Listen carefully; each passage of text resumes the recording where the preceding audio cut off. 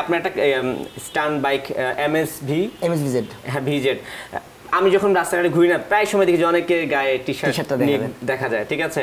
ধরেন আপনি রাস্তা দিয়ে এমনিতেই কোনো জায়গায় যাচ্ছেন, যখন এই টি-শার্ট পরে কাউকে ঘুরতে দেখেন কেমন লাগে? তখন আলাদা একটা ফিল হয়। আমি বলি আমরা যখন মোটো ব্লগ করি, আমি কিন্তু ভাই ওরা জানে না আমি ওই রাস্তার উপর দিয়ে যাচ্ছি, কিন্তু আমি ওদেরকে দেখতেছি, দেখে আমি আমার ভ্লগে বলতেছি।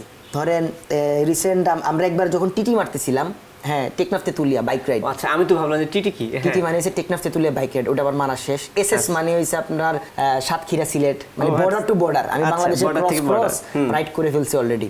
যখন আমি যাচ্ছিলাম মানে শীতের সকাল বা শীতকাল, মানে বড় পঞ্চগড়ের রাস্তাটা, এই একটা ভ্যান এমএসভিজেড টি-শার্ট চালায় যেতেছে, বাসে সকাল 6:30, চায়ের দোকানে দেখা যায় কেউ চা বানাইতেছে, এমএসভিজেড টি-শার্ট পরা দেখা যায়। কালকে একজন রিক্সাওয়ালা আসছে, ওর কাছে এমএসভিজেড টি-শার্ট আছে। একবারে যারা মানে নিচের ক্লাস বলেন, হ্যাঁ মিডল ক্লাস, আমি উপরের ক্লাসে ভাই, মানে উপর ক্লাস তো উপরের ক্লাস, ওইটা আমি মিডল ক্লাস, তো আমি নিচের ক্লাস এবং মিডল ক্লাস এই দুইটা ক্লাসকে বেশি প্রায়োরিটি দিই সবসময়।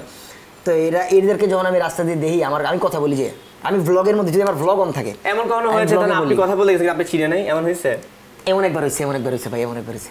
সোয়াগের টি-শার্ট পরে আসছিল, আমি দারাজতে কিনছি, তারপরও বলতেছে আপনি কি? আমি ওই টি-শার্টটার মালিক। তো কি এর মালিক জানেন?